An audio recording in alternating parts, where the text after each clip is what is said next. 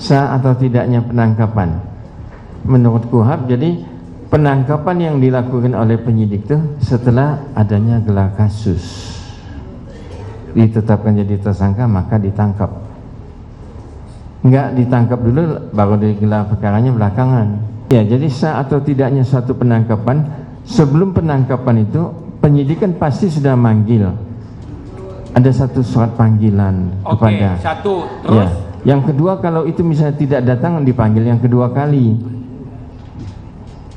Kalau setelah dipanggil kedua kali ternyata tidak datang, itu kan penyidik bisa punya surat untuk perintah membawa.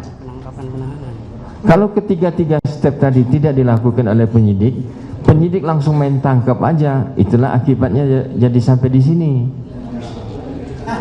Mohon izin.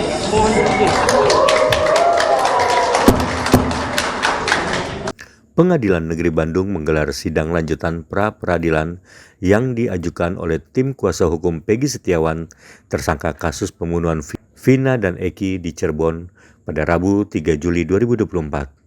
Sidang hari ini beragendakan pemeriksaan saksi-saksi.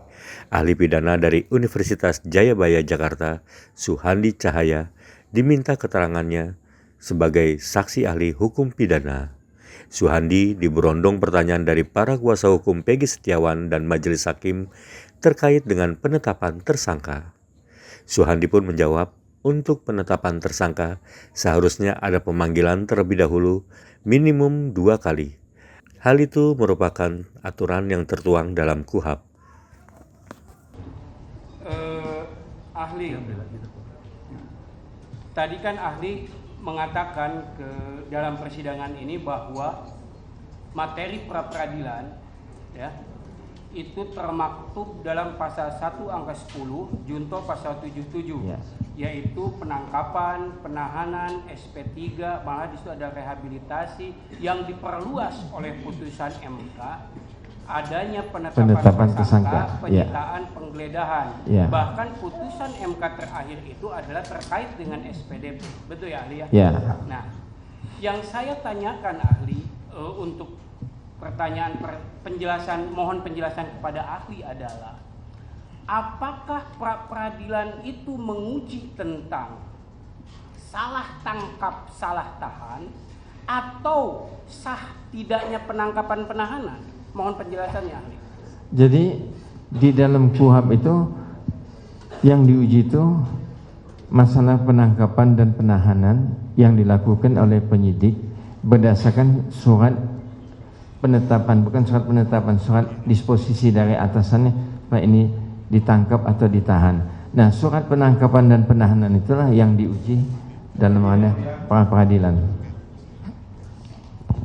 Mohon izin yang mulia, karena waktu kita terbatas, seharusnya termohon apa yang telah kami pertanyakan tadi jangan ditanya lagi. Ini kan sudah kami tanya tadi. Buat apa buang-buang waktu? Ini belum ini beda. Pertanyaannya beda. Jadi pemohon ini waktu, mohon izin, ini kesempatan untuk kami. Iya betul. Saya paham itu adalah waktunya termohon. Tetapi sudah ya.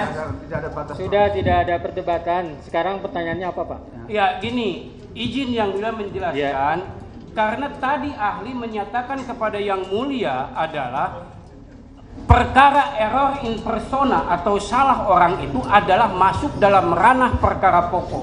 Tetapi ahli di kesempatan yang lain menyatakan juga bahwa pra-peradilan ini menguji salah tangkap dan salah tahan. Nah, saya mohon penjelasan kepada ahli, apakah pra-peradilan ini menguji tentang salah tangkap, salah tahan, atau sah tidaknya penangkapan penahanan? Mohon penjelasannya. Ya, sekali lagi, ahli. Ya. Boleh, silakan. Jadi yang di ranah pra-peradilan ini menyatakan sah atau tidaknya penangkapan atau sah atau tidaknya penahanan berdasarkan ada surat dari polisi nomor berapa, tanggal berapa. Ya, artinya ahli berpendapat sekarang bahwa yang diuji dalam pra-peradilan adalah sah tidaknya penangkapan penahanan. Iya. Nah, seandainya yang diuji sah tidaknya penangkapan penahanan, lalu apa kriteria sah tidaknya penangkapan menurut KUHP ahli? Mohon penjelasannya. sah atau tidaknya penangkapan. Menurut KUHP, jadi penangkapan yang dilakukan oleh penyidik itu setelah adanya gelar kasus, ditetapkan jadi tersangka maka ditangkap. Enggak ditangkap dulu baru digelar perkaranya belakangan, bukan itu. Ahli, gini ahli, yang saya tanyakan adalah bukan sah tidaknya penetapan tersangka, tapi satu saja dulu ahli, ya. Sah tidaknya penangkapan. Ya. Ahli bisa menyampaikan nggak sah tidaknya penangkapan menurut KUHP itu apa saja sih? Mohon penjelasannya ahli. Ya, jadi sah atau tidaknya suatu penangkapan, sebelum penangkapan itu penyidik kan pasti sudah manggil. Ada satu surat panggilan kepada. Satu. Terus? Ya. Yang kedua, kalau itu misalnya tidak datang, dipanggil yang kedua kali. Kalau setelah dipanggil kedua kali ternyata tidak datang, itu kan penyidik bisa punya surat untuk perintah membawa. Penangkapan penahanan. Kalau ketiga-tiga step tadi tidak dilakukan oleh penyidik, penyidik langsung main tangkap aja. Itulah akibatnya jadi sampai di sini. Mohon izin.